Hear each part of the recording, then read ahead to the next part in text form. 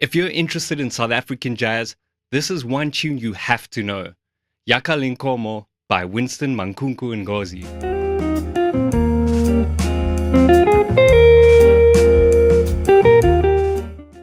It's one of the most important South African jazz standards, and in this video I'll walk you through the melody, harmony, and how they come together through rhythm and time feel. We'll also place this piece in its historical context and look at how that informs the improvisation. And by the end, you'll have a few ideas to start improvising on the tune yourself. Let's get into it. Let's start with the melody. We're in the key of E flat major, and as a bit of preparation, it's a good idea to play through an E flat major scale. For guitar players, I've put this in 5th position.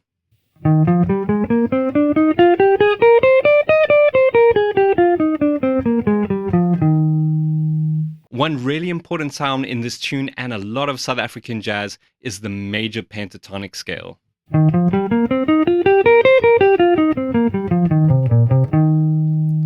So it's worth getting really comfortable with the sound before diving into the melody. Now let's take a closer look at the full A section.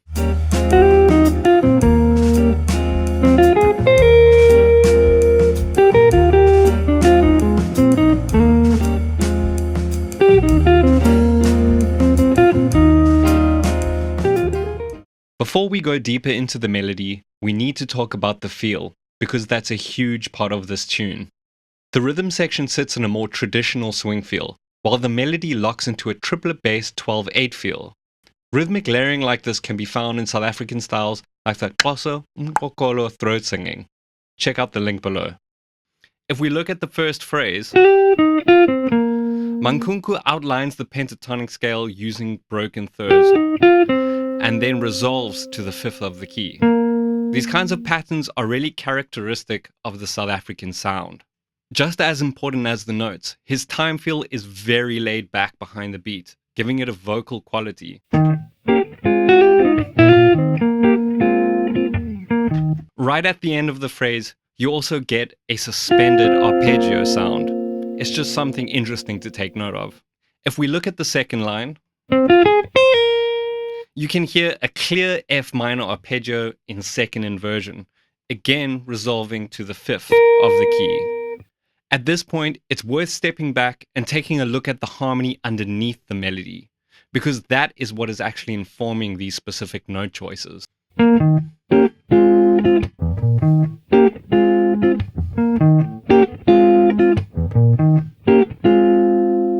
The chords in the A section are moving between E flat dominant 7th and F minor over E flat. Functionally, this is the 1 chord as a dominant to a 2 chord with the tonic still in the bass. This creates a vamp, which is common in South African jazz, not just as an intro or outro, but as the actual foundation of the tune. These vamps have an open sound. They don't feel like they need to move anywhere. They can just keep looping. And a part of that comes from the fact that there's not a lot of strong tension that needs resolving. That's also why pentatonic scales work so well here, because they avoid the tense intervals, like the minor 2nd, the major 7th, and the tritone. These intervals would imply pushing the harmony forwards. At the same time, Mankunku is still very aware of the harmony. You can hear that in the F minor arpeggio, which lines up exactly with the F minor in the chord progression. So you've got this balance between an open pentatonic sound that sails over both chords in the progression and very clear harmonic awareness. Now listen to what happens in the next line. You hear a pentatonic line resolving to the 3rd of E flat 7 as expected, and then a surround to a G over the F minor.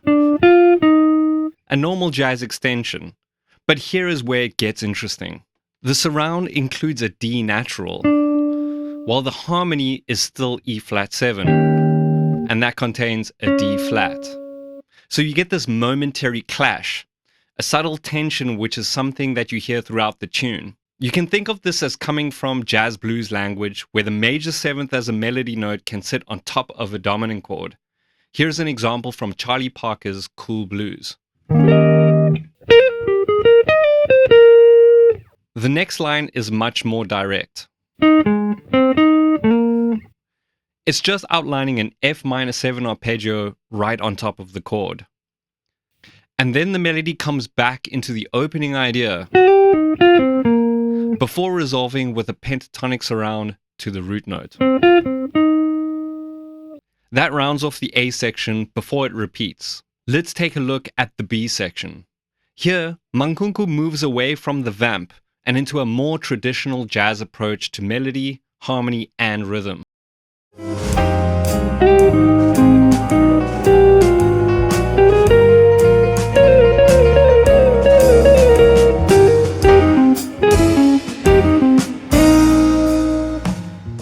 You can hear the feel shift as well from the triplet bass 12/8 into a more straight ahead swing feel. Harmonically, the section starts with the 2/5 in the key, with an altered sound on the 5 chord. Over this, the melody outlines the F minor 9 sound using a C minor triad. From there, the harmony moves to a G minor 7, which is acting as a 2 chord, leading into a secondary dominant C7, which also resolves back towards F minor. Now this next moment is really interesting. F minor 9, F sharp minor 9, back to F minor 9. That chromatic shift creates a sense of suspension and tension before pulling us back into the 2 chord. You can find a similar progression in tunes like 4 by Miles Davis.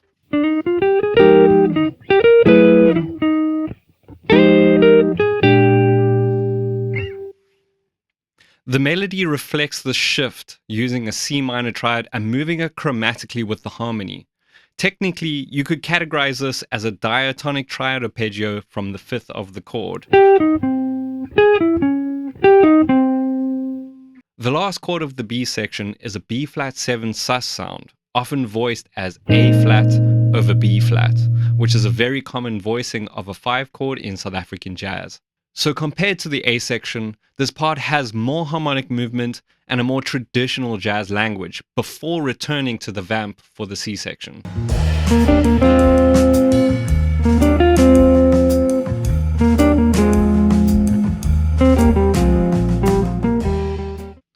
This brings us back into the vamp, but this time with a bit more melodic development.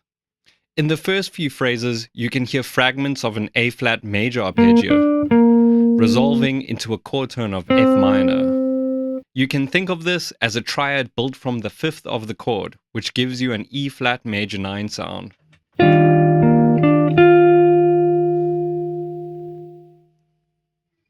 The vamp ends finally with 2 pentatonic lines. So, what we're hearing in this tune isn't just melody, harmony, and rhythm. It's a form of expression shaped by a very specific historical context, and that can have a direct impact on how you can approach improvisation. But to really understand that, we need to step outside of the music itself for a moment. I spoke with Percy Mabandu, the author of Yakhal Inkomo, Portrait of a Jazz Classic, to get a deeper perspective on the cultural and historical context behind the music. Percy, the title Yakhal Inkomo is often translated as the bellowing bull. What does that image represent in the context of Mankunku's music? Right. The motif of the bellowing bull, or the cow that bellows, as it were, is very multi-layered. So there is the issue of the image of the cow at a site of slaughter in the African cattle complex. Which is something culturally, symbolically that is shared from Cape to Cairo, one might hazard. The Dinka of South Sudan are very big on the importance of the cow in their culture and how it represents. For us in the southern south of Limpopo, if you would, I'm talking here about Ngoni, the Botswana, and so on. And the Xhosa, to be specific, because that's the ethnic group from which Winston Mankunku was born. The sacrifice, if you would, or the offering of the cow, happens at big events in one's life, when we're marking marriage, when we're marking funerals, and so on.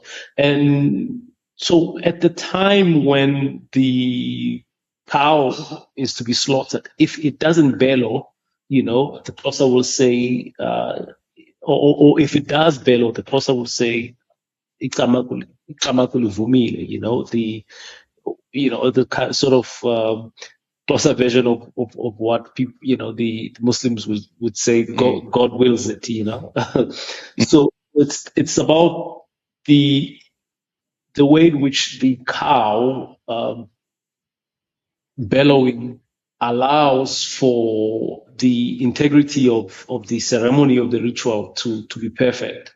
But also the political ramification, in the context of 1968, of that motif, is that they're living at a time in literature that people refer to as high apartheid, right?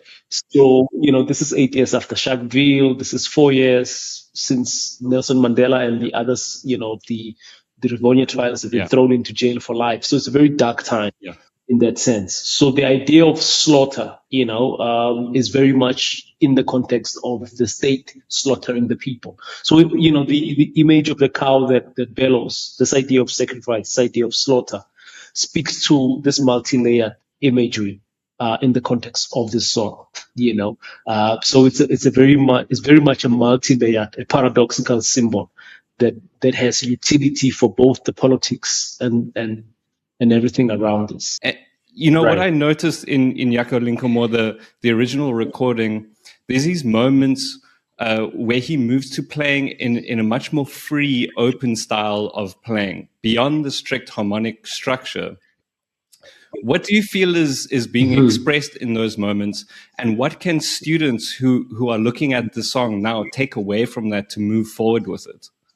And the moment, calls for him to say something in excess of the composition, or something in excess of the known hymn, even in access to his own plans, of what he would have thought he was going to say. And these moments of freedom, if you would, of these moments of release, perhaps that's a better way of describing that form, are very much, an ingredient of the culture out of which he comes. A big thanks to Percy Mabandu for giving his time to teach me and all of us about the historical and cultural aspect of Yakhal Inkomo. Next, we'll check out some tools that you can use to improvise on the tune. If you've made it this far, well done. We're now finally onto the really juicy part of the lesson. But there's a big reason why we decided to analyze the melody, harmony, rhythm, and historical context before jumping into this section. Every single one of those elements of the song can be used as inspiration for improvisation. That means we're not just running licks and scales from our library, but we're actually playing to the tune. We'll go step by step through these elements and show you quick tips on how to apply it to your own improvisation. Here are some of the tools that you can use to improvise over the A section, inspired by the elements from the melody. Free pentatonic playing. Try dig into the rhythm and channel your inner voice.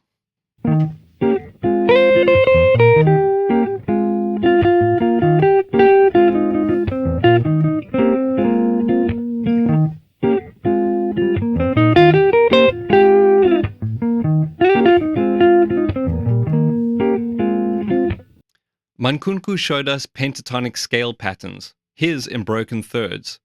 This is a pentatonic scale pattern inspired by McCoy Tyner.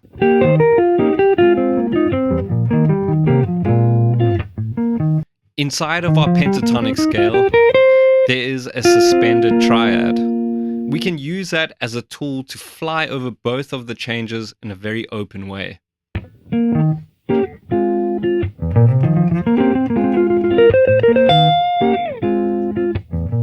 He showed us that marking each chord in the progression is important. We can do so with triad arpeggios.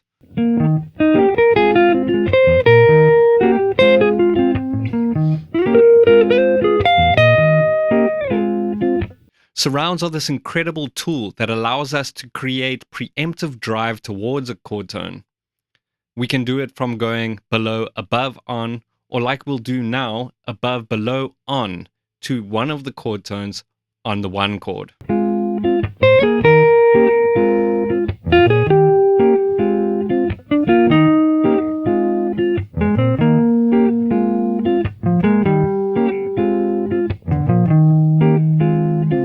Surrounds don't just have to be diatonic, they can also come from the pentatonic. Let's try a surround where it goes below, above, and then onto the chord tone with pentatonic notes, and this time resolving onto the 2 chord.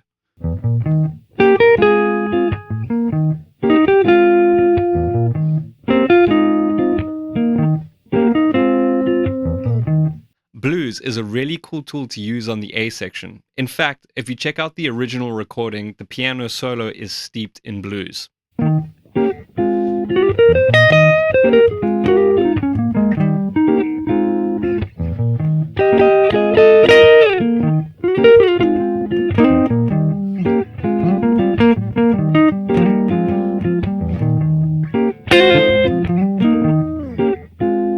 We can definitely use bebop in the A section. It's not really in the original recording, however, it's a tool in our tool belt. If you look at the harmony 1-2, it's not dissimilar from a rhythm changes 1-6-2-5. We can imply a rhythm changes progression 1-6-2-5 over the A section and create some extra harmonic drive.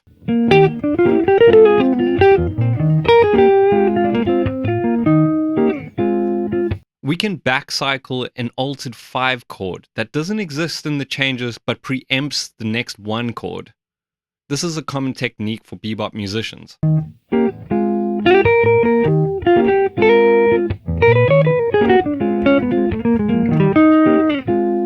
The B section deals with a lot of 2 chords and altered harmony. The first chord that we encounter is a C altered chord. Here I'm voicing it as C7 flat 13. If you want a shortcut to the altered scale, move up a semitone from the root, that means moving to C sharp, and play melodic minor from there.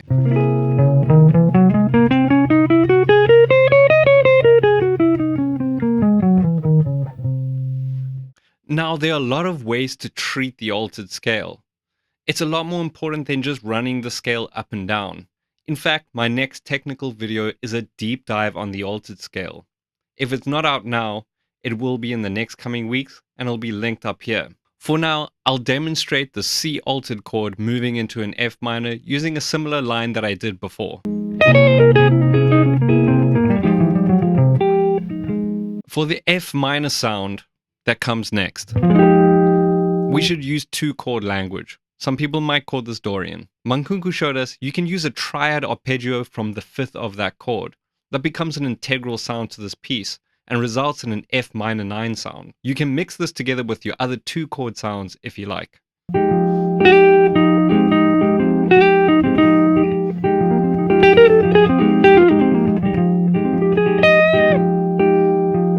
The B flat altered that comes next, we can treat it the same way that we did the C altered. The F minor 2 chord and the B flat altered 5 chord pair together to make a 2-5. Here's an idea that you can use going from a 2 chord to a 5 altered.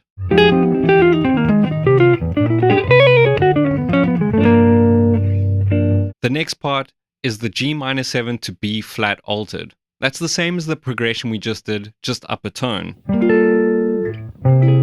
You could use very similar ideas. On the F minor, F sharp minor, F minor to B flat 7 sus, which is essentially an extended 2-5, we can use an arpeggio from the 5th on the 2 chords and sequence it, and then end on an A flat major triad before it comes back into the vamp section.